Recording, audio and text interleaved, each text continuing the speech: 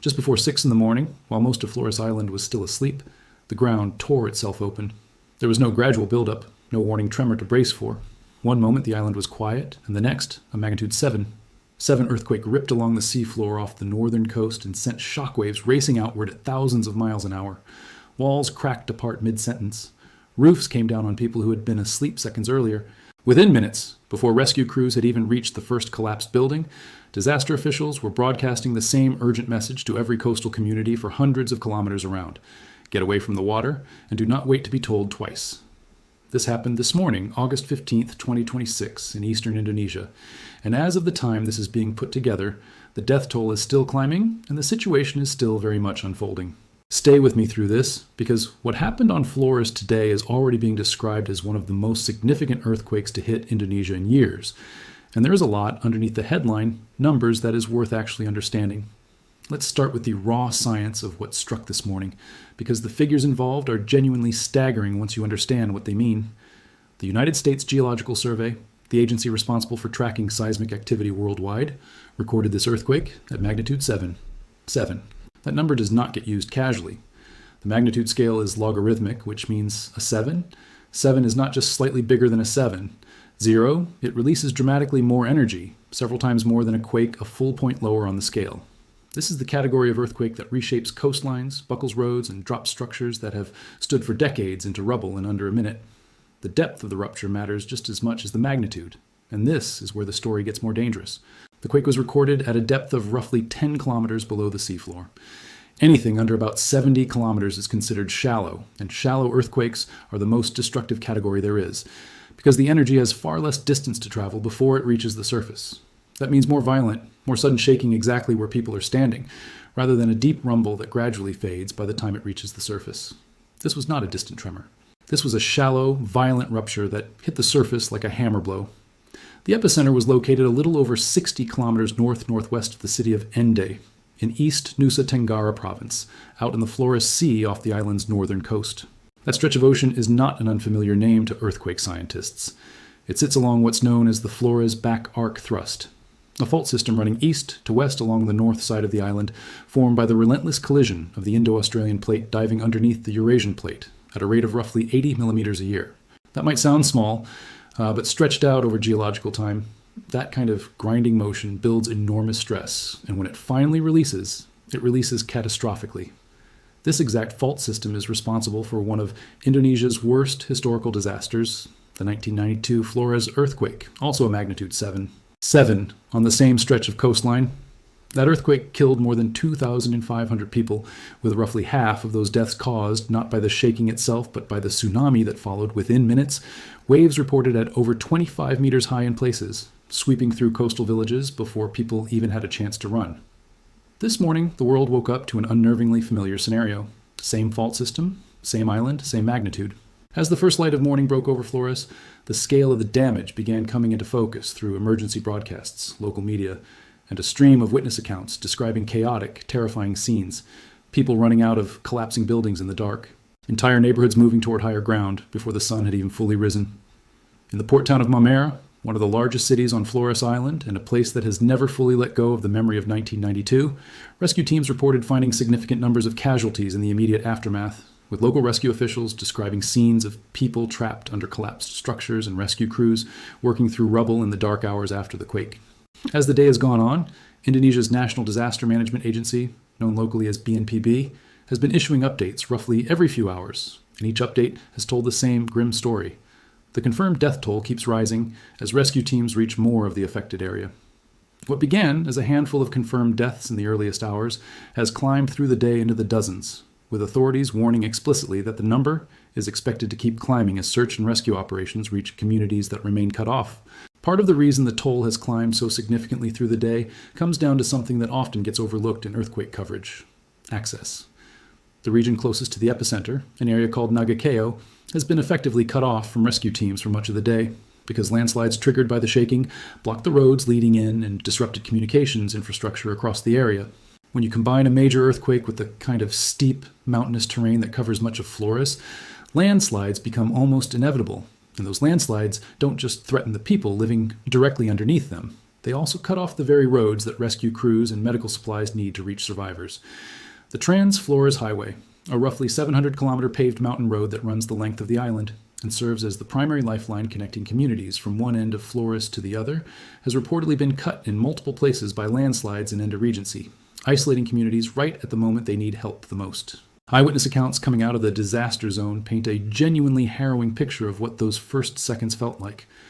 One resident of a village called Talabura, describing the moment the shaking started, said there were 13 people inside her house at the time, and every single one of them ran to save themselves as the structure began to come apart around them. That kind of account, ordinary people inside ordinary homes, suddenly forced into a life or death sprint for the door, is playing out across dozens of communities on Flores this morning, and it's worth sitting with for a moment because it's easy to read a casualty figure as an abstract number and forget that behind every single one of those numbers is exactly that kind of terrifying split-second scramble for survival. Preliminary damage assessments coming in through the day paint a picture of destruction spread across a wide area rather than concentrated in a single town.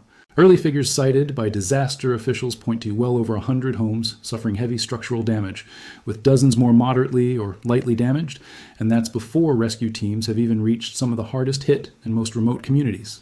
Damage has also been reported at dozens of schools, at more than a dozen health facilities, at several places of worship, and at multiple government office buildings, along with broader infrastructure damage across the affected region. When you damage that many schools and health facilities in a single event, the consequences extend far beyond the initial emergency, because those are exactly the buildings communities depend on in the weeks that follow a disaster like this, for shelter, for medical care, for any sense of normalcy while the rebuilding process begins. Hospitals across the affected region took their own precautionary measures almost immediately after the shaking stopped.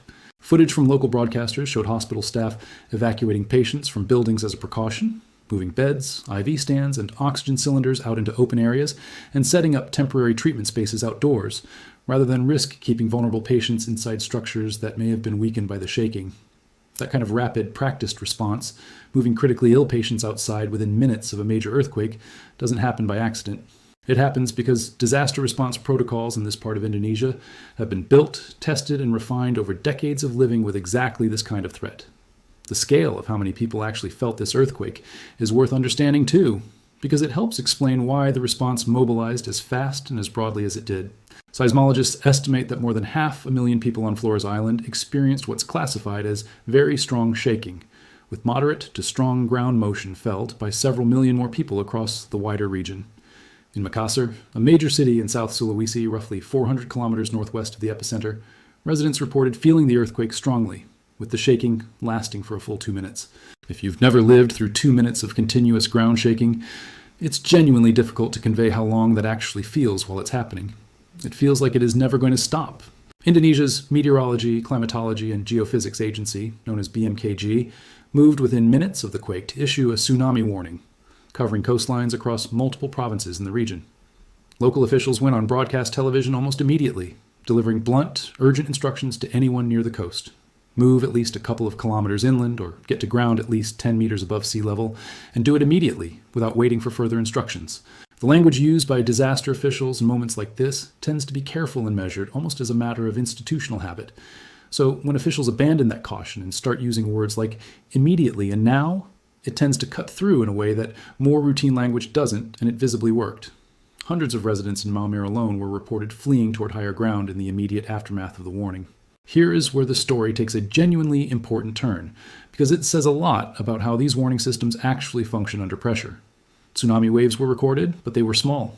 Monitoring stations recorded waves up to roughly 1 meter high, reaching parts of the coastline, in areas including Morol in Ind Regency.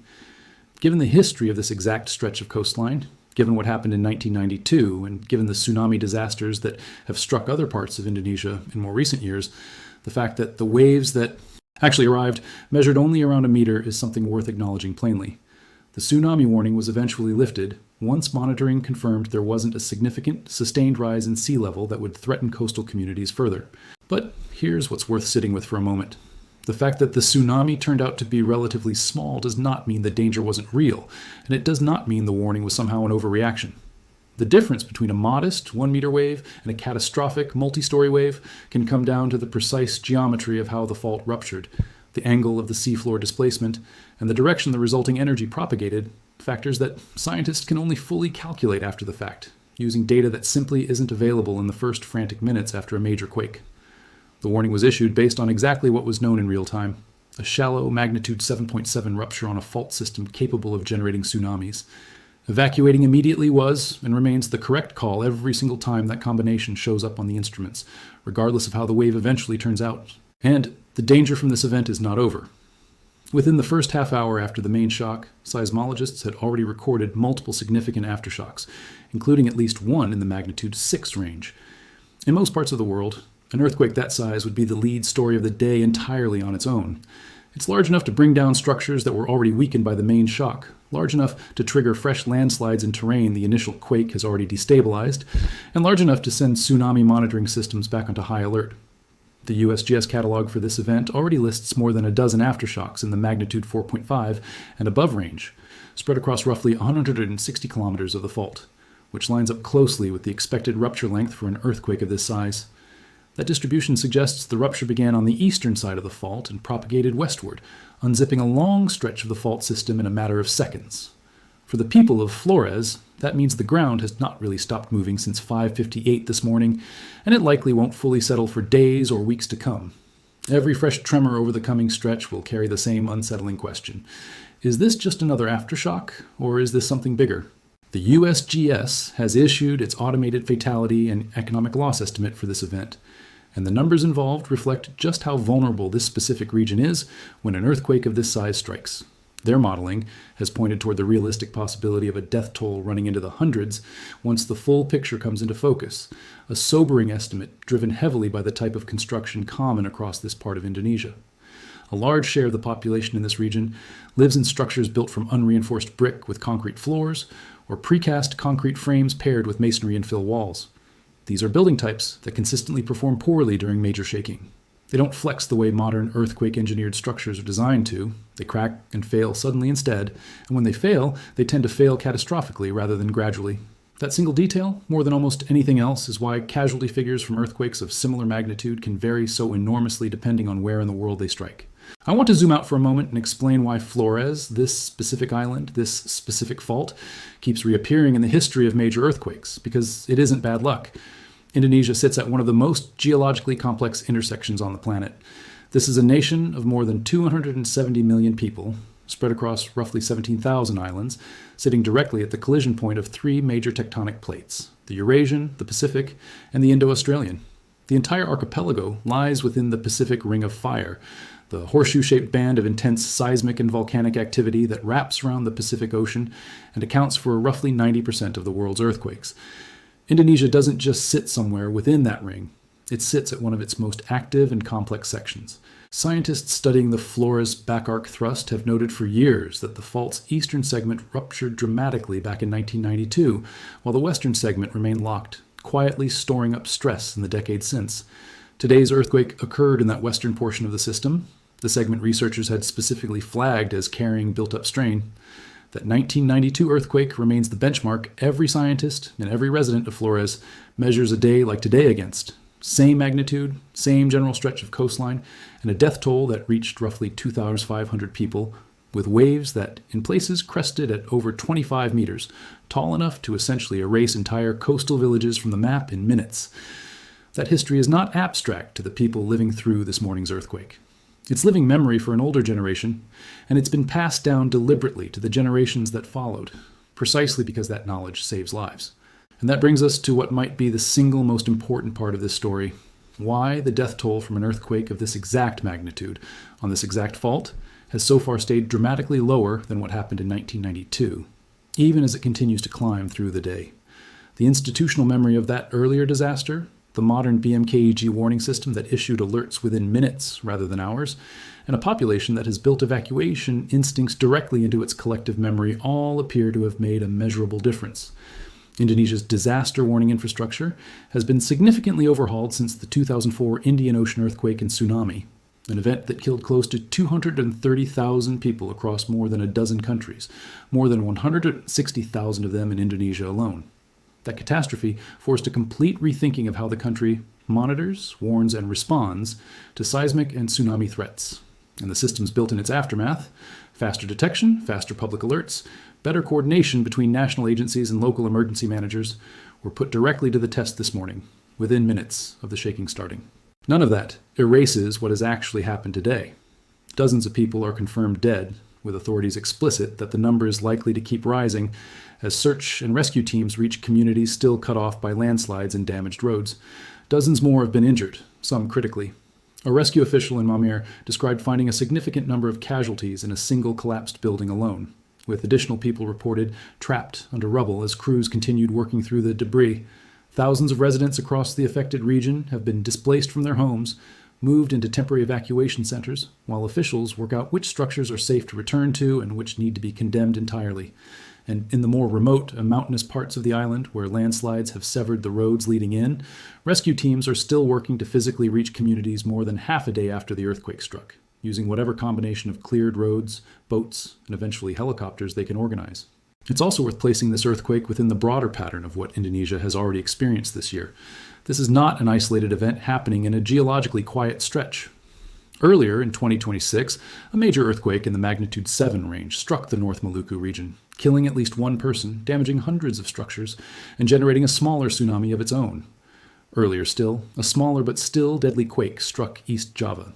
Each of these events is a reminder that the Ring of Fire operates entirely on its own schedule, indifferent to human plans, holidays, or how recently the last major earthquake struck. Scientists have been pointing at the locked western segment of the Flora's back arc thrust for years, specifically because of its proximity to dense coastal populations and its history of producing exactly this kind of rupture. The earthquake itself was, in that sense, close to inevitable.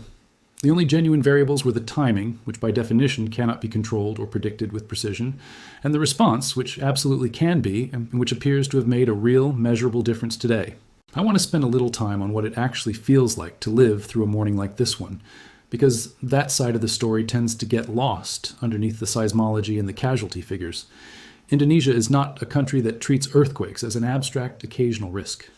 For hundreds of millions of people here, the phrase Ring of Fire is not a geological curiosity, it's simply the backdrop of daily life. Earthquake drills are common in schools across the country's higher risk zones. Evacuation routes, safe assembly points, and tsunami inundation maps are built directly into local community planning in a way that most people in more geologically stable parts of the world never have to think about. Flores Island in particular carries an unusually heavy weight of seismic memory. The 1992 earthquake isn't distant history there, it's family history. It's the story an older relative tells about the sister or the neighbor who didn't make it out in time. It's the visible scar on the landscape where a village used to stand before the water came through. It's the reason certain communities were deliberately rebuilt on higher ground in the years after that disaster, and the reason certain low-lying coastal stretches were never resettled at all. The geography of where people live and don't live on Flores today has been shaped, in a very direct and physical way, by what happened more than 3 decades ago. So when the ground started shaking at 5:58 this morning, the response from most people wasn't simply fear in the abstract. It was fear layered on top of decades of inherited memory, muscle memory that kicked in before the conscious mind had even finished processing what was happening. Get out. Get to high ground. Do not go toward the water. That instinct, hammered into the collective memory of this island by an earlier tragedy, almost certainly saved lives this morning in ways that are genuinely difficult to quantify but impossible to dismiss. There's also the harder, quieter part of the story that unfolds over the days and weeks after an event like this fades out of the headlines. Aftershock sequences from an earthquake this size can continue for months, tapering off gradually but never disappearing entirely for a long stretch of time. And while most of those aftershocks won't cause additional serious damage, the psychological weight of living through them is real. Every new tremor becomes a fresh question. Is this just another aftershock, or something larger about to happen? Every creak in a damaged building becomes a genuine source of alarm rather than background noise. People whose homes have been damaged, or whose homes are simply too close to structures that might still collapse, are sleeping in cars, in open fields, and in emergency shelters rather than risk returning too soon. Livestock get lost or killed in the chaos. Crops in the surrounding farmland get damaged by the shaking and by the landslides that follow it. Local economies across this part of Flores, already modest and heavily dependent on fishing, small-scale agriculture, and the flow of goods along that one major highway, take a real hit that outlasts the initial emergency by months. The port infrastructure in Maumere, where a significant share of today's confirmed deaths occurred, is not just a site of tragedy. It's an economic lifeline for the wider region. Flores is connected to the rest of the vast Indonesian archipelago primarily by sea, through ferries, fishing fleets, and commercial cargo vessels. When a port sustains serious structural damage in an earthquake this size, the consequences ripple outward into food supply, medical access, and the ability of rescue and relief teams to move people and materials in and out of the disaster zone efficiently. Repairing and reopening that kind of infrastructure isn't a background logistical task to be handled once the emergency phase winds down. It's frontline emergency work in its own right, because everything else the recovery effort needs to bring in has to come through that same narrow set of physical access points. Indonesia's government has genuinely well-established disaster response mechanisms at this point, built and repeatedly refined through painful experience. The National Disaster Agency, the Geophysics and Meteorology Agency, the Indonesian Red Cross, and provincial and district-level emergency offices have all been shaped by decades of exactly this kind of event, from the 2004 Indian Ocean tsunami through subsequent major earthquakes in other parts of the archipelago in the years since. Each disaster has functioned as a brutal but effective lesson, and each lesson has fed directly into the response capacity that was deployed within minutes of this morning's shaking. But resources, even well-organized ones, are always finite, and the ongoing question facing Indonesia, and really any country sitting on this stretch of the Ring of Fire, is whether the pace of preparedness improvements can realistically keep up with the pace at which these events occur. Whether early warning systems can reliably reach the most remote coastal communities before a wave does, rather than after.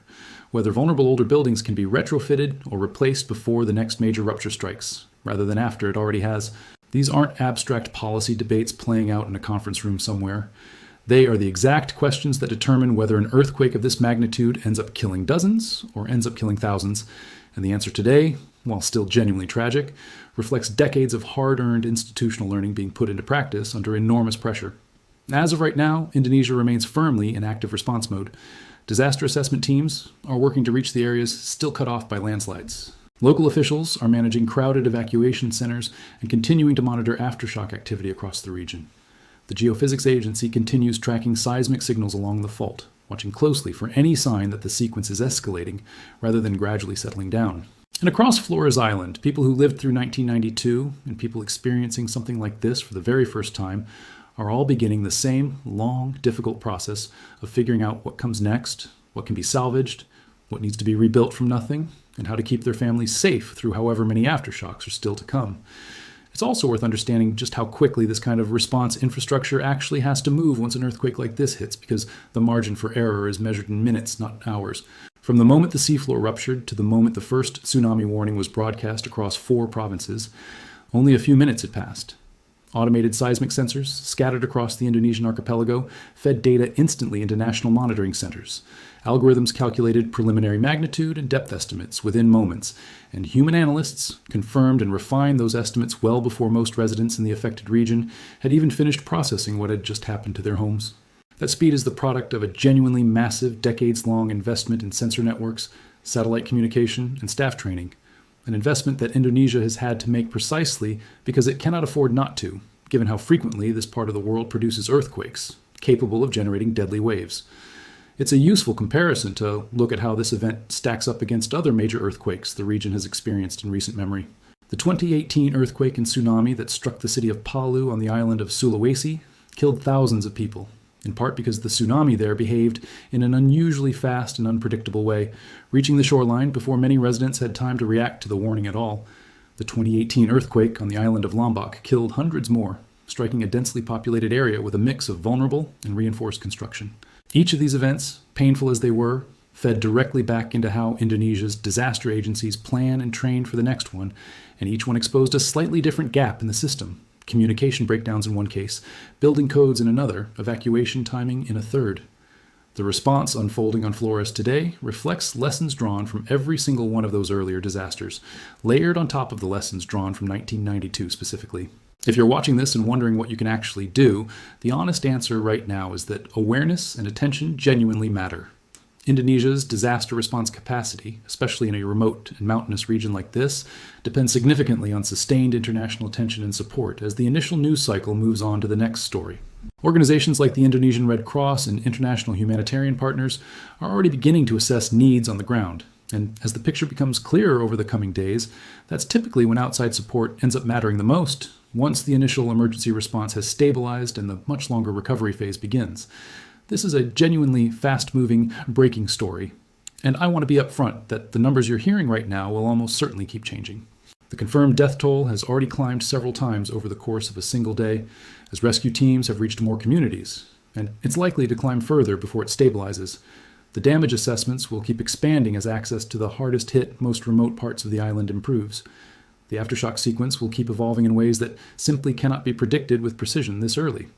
What we do know, as of right now, is this: a shallow magnitude 7. 7 earthquakes struck the Flores region of eastern Indonesia at 5:58 this morning. It triggered a tsunami warning across multiple provinces. It has killed dozens of people, with that number expected to rise. It has injured dozens more, some critically.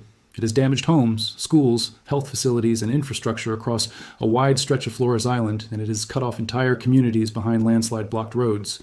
And it ruptured along a fault that last produced almost this exact scenario back in 1992, when roughly 2,500 people lost their lives. The world is watching, and Flores Island is still very much in the middle of this. If this video has helped you actually understand what happened here today, why it happened, and why the response has unfolded the way it has, I genuinely appreciate you sharing it. Because stories like this tend to fall out of people's attention within a day or two, right around the point when the affected communities need that attention the most. Subscribe if you want to keep following how this develops over the coming days. And whatever else you take from this, keep the people of Flores in your thoughts today. Because what they're living through right now, in the dark, in the rubble, in the uncertainty of what the next aftershock might bring, is something that's genuinely difficult to fully capture in words. We'll keep tracking this story closely and bring you the updates as they continue to come in. One last thing before we close out this update. Over the coming days, as rescue crews finally reach the communities still cut off behind the landslides, and as the true scale of the damage across Nagakeo and the surrounding regencies becomes clear, it's likely that both the casualty figures and the picture of what actually happened out there will shift, possibly significantly. That's not a sign that today's reporting was wrong. It's simply the nature of a disaster unfolding across mountainous, hard-to-reach terrain in the first 24 hours. The full story of what happened on Flores this morning won't really be complete for weeks. And in some ways, it won't be complete for years. Not until the rebuilding is finished. Not until the last displaced family has somewhere permanent to live again. What we can say with confidence right now is that this was a major, historically significant earthquake. That it struck a population and a landscape that had been here before, and that the response mounted in the first hours after the ground stopped shaking almost certainly kept a tragedy from becoming something dramatically worse. Keep watching, keep sharing, and keep Flores Island in your thoughts as this story continues to develop.